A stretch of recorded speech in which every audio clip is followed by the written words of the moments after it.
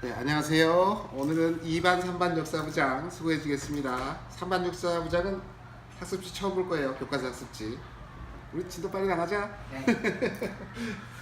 예, 이번에는 고구려, 백제, 신라 두 자로 줄이면 삼국 시대에 대해서 배워보도록 하겠습니다. 이제 고구려, 백제, 신라 이렇게 있는데요. 탄생 신화가 있어요. 고구려 시조는 누구죠? 주몽. 주몽. 얘는 어디서 태어났게? 뭔 큰 알에서 태어났답니다. 백제는 주몽의 아들인 온조. 그리고 신라는 원래는 신라가 김씨왕조지. 근데 시조는 박효거사입니다. 얘는 말에서 뭐 이렇게 알을 놓고 갔대. 말이 낳은 건지 뭐 알을 놓고 간 건지. 얘도 알에서 태어났어요. 아, 우리나라는 알고 보니까 이 알에서 태어난, 밑에 보면 알겠지만 밑에 가야도 알에서 태어났습니다. 한번 이렇게 알에서. 우리 민족은 과연 닭대가리 민족인가? 곰곰이 고민해봐야 될 일이라 아니할 수 없습니다. 수도 고구려는 처음에 졸본성이라고 했는데 좀 커지니까 공매성. 그리고 남하 정책을 추진하기 위해서 장수왕이 평양으로 옮겼습니다. 백제는 한성은 지금이 어디죠?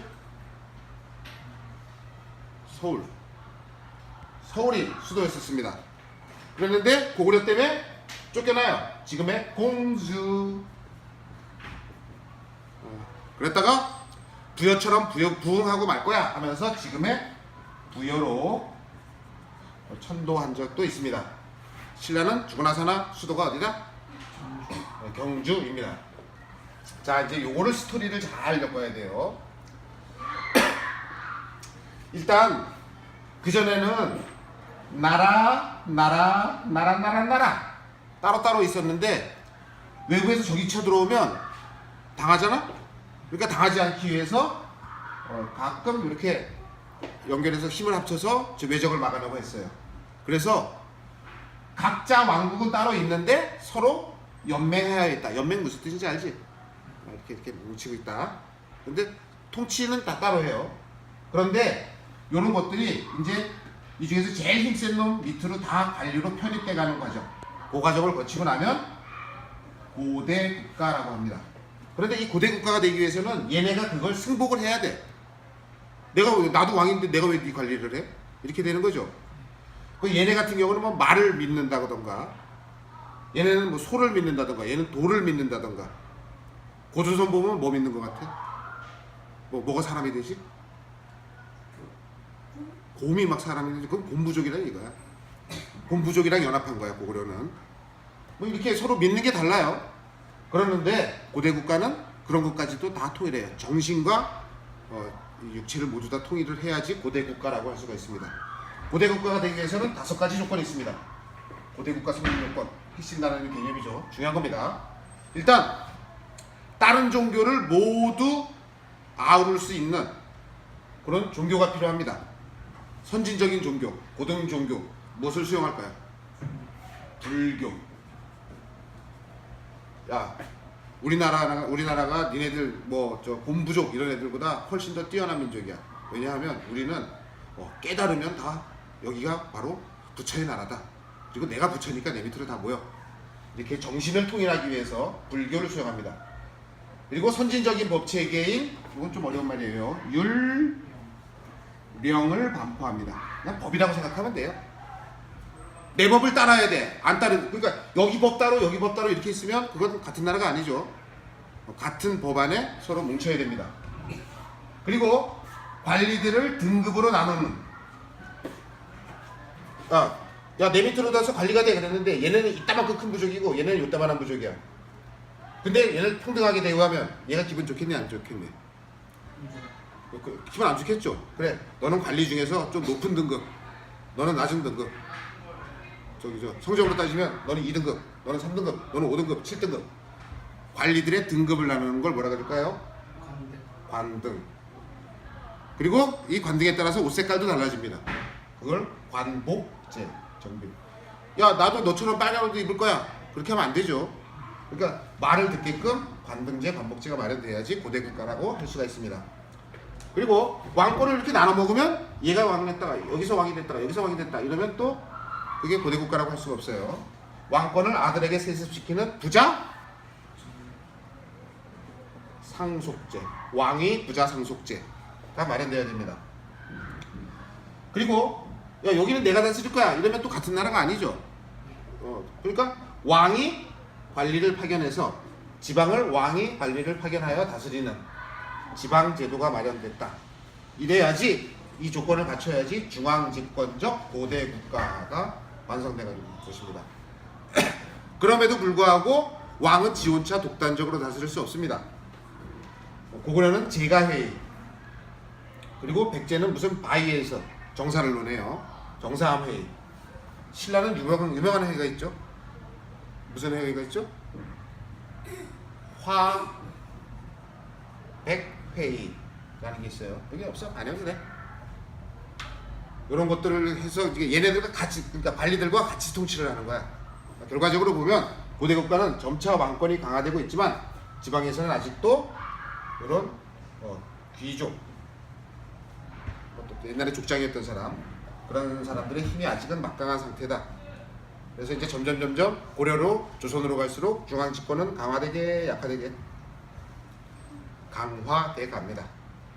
자, 삼국시대 처음에는 백제가 제일 셌어요. 4세기에. 얘 수도가 어디라 그랬지? 아까? 지금으로 치면 서울이라 그랬죠. 서울에 무슨 강이 흐르고 있습니까? 한강이 흐르고 있죠. 한강 유역에서 있었던 백제가 처음엔 제일 강했어요. 백제의 제일 유명한 왕 근초고왕이라고 있습니다.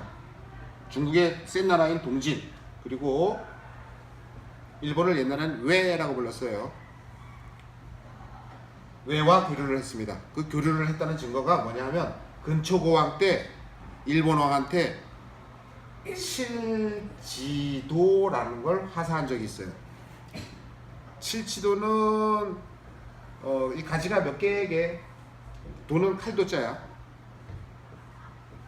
가지가 몇 개인 것 같아. 삼지창 이러면은 날이 몇 개인 거야? 날이 3개인 거지. 칠지도는 하나, 둘, 셋, 넷, 다, 여섯, 일곱. 그래서 칠지도라고 불러요. 백제가 세니까 나머지 두 나라는 얘한테 쪼들리죠. 후달기죠. 그래서 동맹을 맺은 적이 있습니다. 그러다가 고구려가 힘이 세져요. 5세기가 되자. 바로 영토를 무지하게 넓힌, 광대하게 넓힌, 토자가 무슨 토자일 것 같아? 땅을 광대하게 만든 왕. 그리고 되게 오래 산 왕이 있어요. 얘 아들내미 장수왕. 얘가 바로 백제가 갖고 있던 무슨 강 유역을 진출할까? 한강 유역에 진출합니다. 그래서 중국 애들이 막 쳐들어오면 얘가 다 막아줘요. 그래서 얘는 민족의 방파제 구실을 했다. 중국과 대등했었는데 바로 연호라는 걸 사용했어요. 그냥 2012년, 지금 2018년이죠. 우리 앞에 연호가 뭘까요? 누가 태어난 지 2018년 됐지? 예수님 태어난 지 2018년 됐지? 서기 2018년이라는 말 들어본 적 있어? 요런 걸 연호라 그래. 그러니까 년에다가 이름을 붙이는 걸 뭐라 그래? 년에다가 이름을 붙인다. 이거는 하늘의 자식, 천자만이 할 수 있는 건데 자기 스스로 천자라고 불러도 중국에서 뭐라고 못 그래. 이럴 정도로 중국과 대등했답니다. 그러나 6세기가 되자 신라가 주도하게 됩니다. 바로 한강 유역에 진출하면서 진흥왕 때입니다. 이 진흥왕은 자기가 점령한 곳에다가 비석들을 세워요. 돌아다니면서 순수비라는 걸 세웁니다. 순수 뜻이 뭐냐면 왕이 돌아다니다. 그게 순수야. 왕이 순수하였다. 그러면 왕이 착했다야, 돌아다녔다야. 왕이 순수하였다. 왕이 돌아다녔다야. 그리고 7세기가 바로 고구려, 백제. 참, 이것도 해야겠다. 고구려가 주도하게 되니까 이제 고구려가 주도하게 되니까 이제 누구랑 누구랑 합쳐야 될까? 백제 신라가 합쳐야 되죠.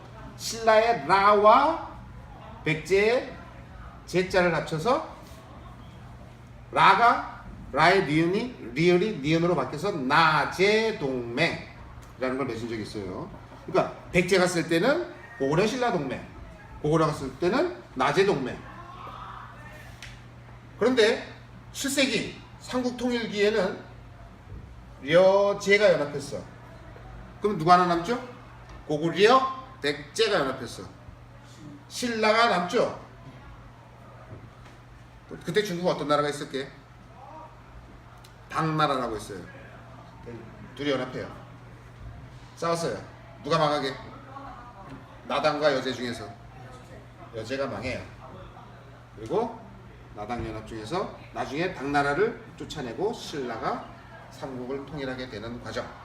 삼국시대 정치 이렇게 간단하게 알아봤습니다. 중요한 건 몇 세기 때 어느 나라가 전성기였냐? 무슨 강 유역을 차지하느냐에 따라서 달라지지? 무슨 강? 한강 유역 차지한 4세기에는 백제, 5세기에는 고구려, 6세기에는 신라. 그래서 결국 신라가 통일하게 됐다. 그리고 고대 국가가 되기 위해서는 종교인, 불교, 법체계인, 율령, 편입된 관리들을 예전에 족장이나 왕이었던 사람들을 내 밑에 쫄로리 일렬로 줄 서라고 하는 관등제, 관복제. 그 다음에 왕위를 자기 아들한테 물려주는 왕위 부자 상속제. 그리고 관리를 파견해서 다스리는 지방의 지방제도. 이런 게 마련돼야지 중앙 집권적 고대 국가입니다. 요거는 쪽지시험에 나올 만하고 요거는 도장 문제 같은 거 상식적으로 알아두라고 나올 만합니다. 이상입니다. 수고했습니다.